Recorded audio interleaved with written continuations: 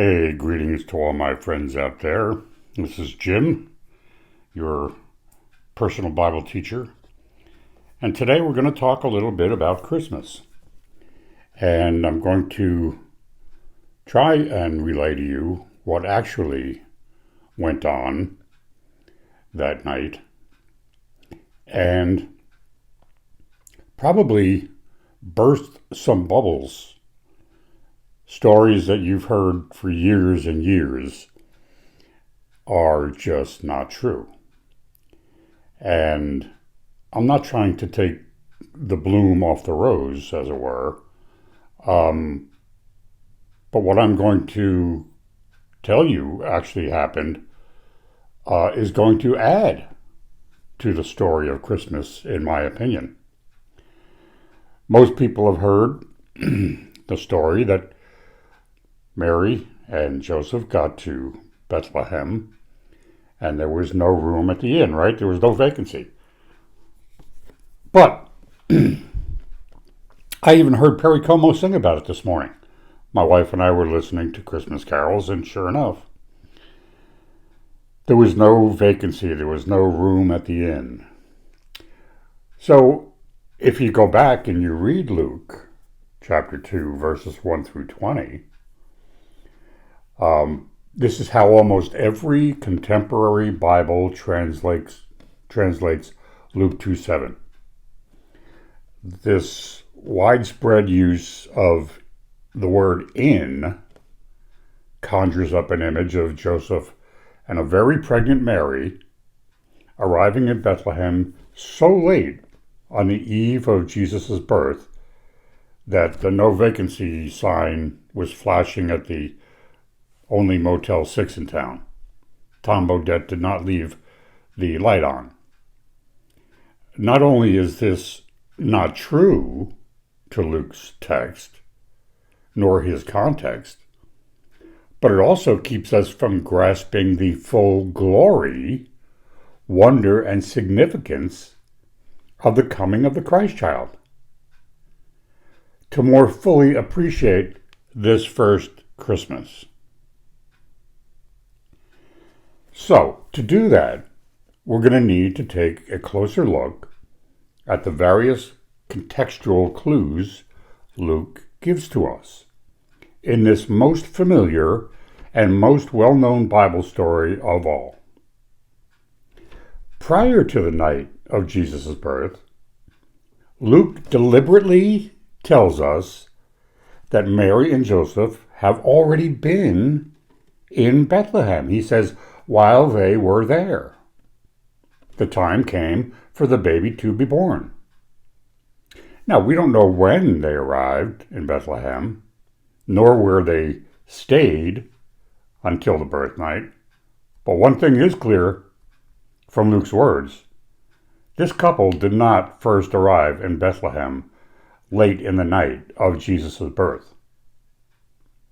Luke gives us a clue to what might be going on in Bethlehem when he deliberately uses the Greek word kataluma in Luke 2:7, which most translators have translated to render as in, I-N-N. However, as I am shortly going to show you from a contextual perspective, the preferred understanding of the word kataluma in the Greek is guest room. Those who would argue that kataluma could also mean in that verse, the thrust of their argument, when the cultural context of first century inns is examined, comes to light.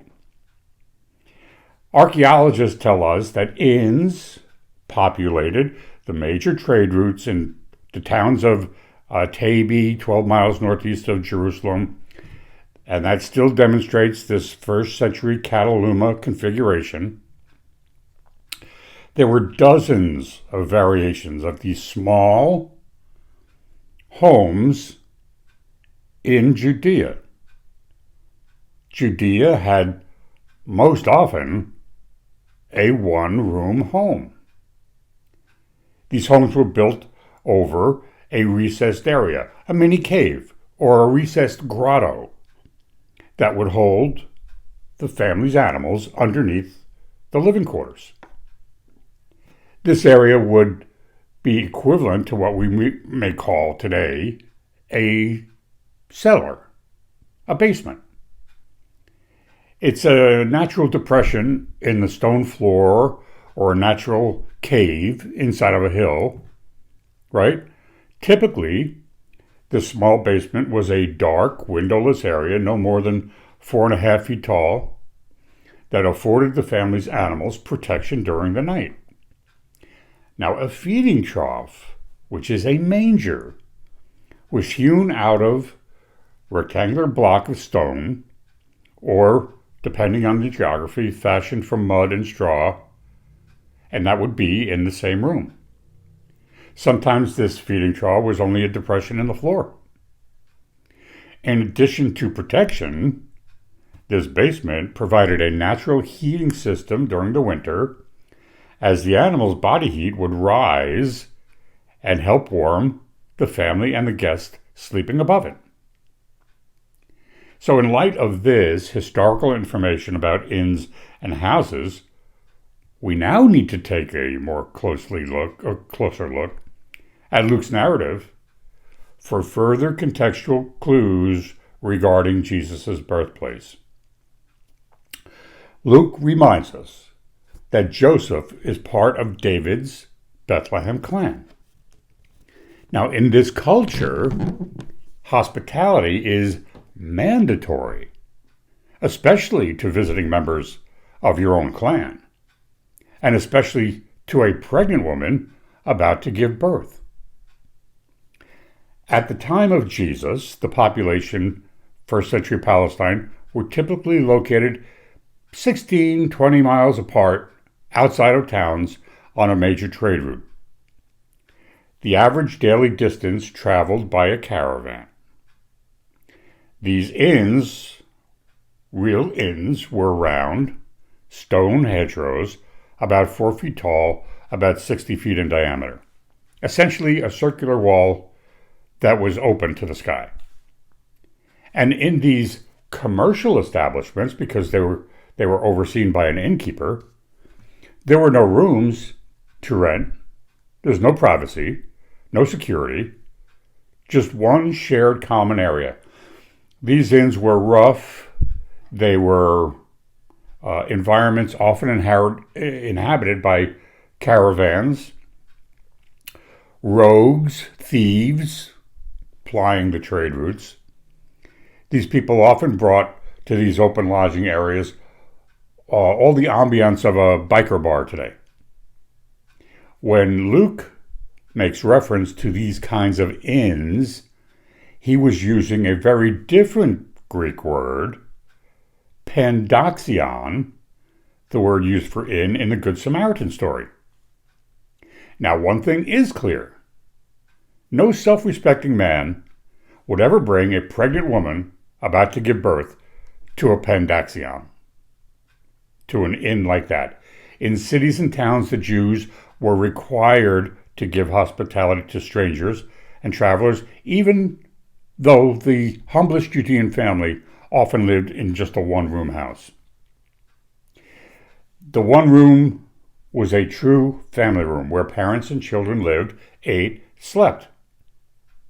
In this Jewish culture, an observant Jewish man was forbidden from sleeping in the same room with another man's wife. So, in order to allow for overnight lodging of visitors or family members while maintaining ritual purity, the structural solution was to separate off a piece of this one-room living area with a partition. The small area created on the other side of this partition, which went floor to ceiling, by the way, was known as a kataluma, a guest room. There, visiting relatives could stay for an extended period of time. You can see a typical Judean home in Israel today, in the town of Bethlehem, is estimated to be at least 2,000 people, right? If we assume that the average family size was 2 adults and 4 children, there are at least 300 homes, each with a cataluma, each with a guest room. Since Mary's high priority need for such a room was self-evident, why is no one in their Davidic clan, their relatives, willing to offer the use of one of their catalumas to Mary and Joseph? What is Luke communicating to us in Luke 2:7 with the deliberate use of the word cataluma? Luke gives us an additional clue in Luke 2:5 when he again informs us that Joseph is with Mary, his betrothed wife, and they're expecting a child. Why does Luke repeat these facts when he already told us this in chapter 1? What Luke seems to be underscoring for us by repeating this betrothed with child fact is the reason no one in Bethlehem will offer this couple the use of their cataluma. According to first century marriage customs, when Mary was betrothed to Joseph, a scribe in Nazareth drew up a betrothal contract documenting that the two of them were now legally married as husband and wife. However, a marriage would not be consummated until the girl, who was probably around 12 or 13, began to menstruate. And that typically occurred between the years of 12 and 13 years of age. When the reproductive capability became evident, then a multi-day wedding feast would be announced to the family clan.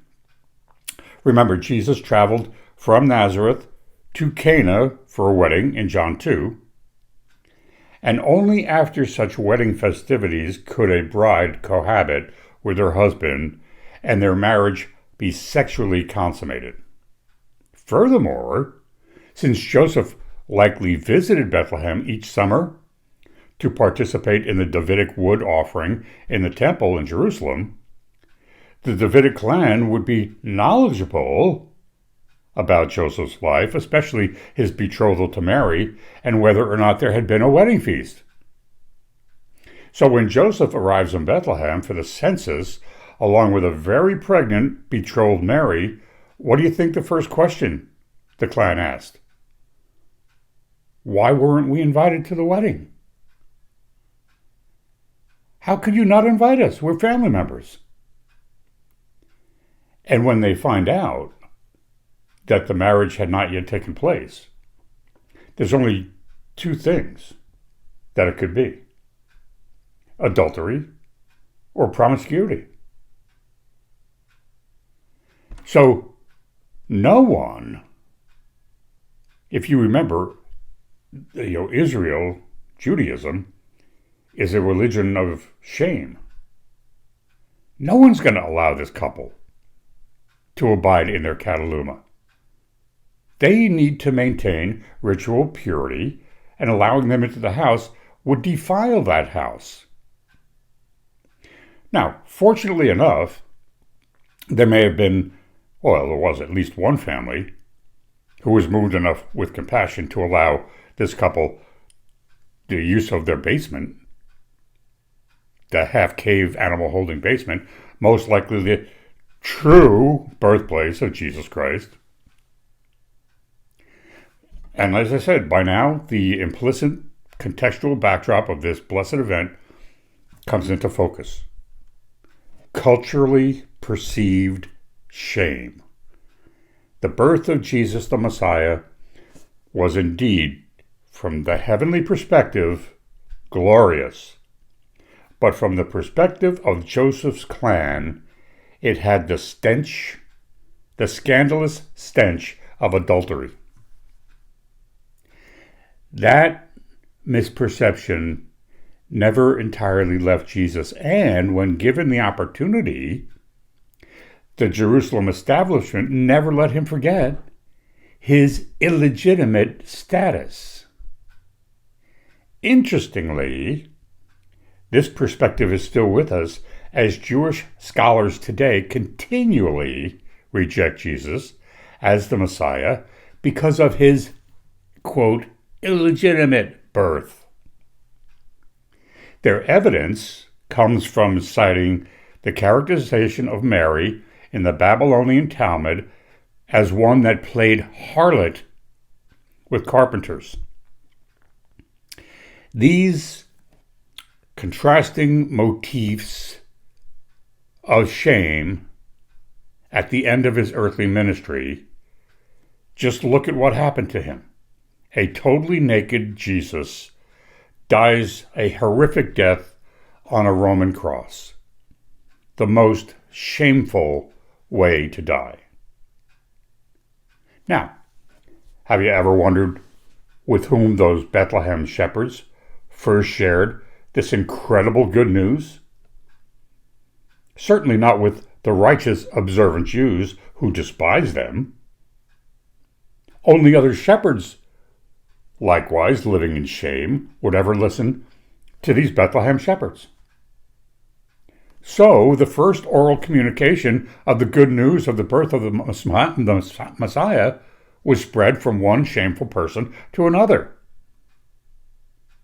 Now, for me, this adds another motif of shame. This other motif of shame further enriches the meaning and significance of this incredible God has come to be with us event.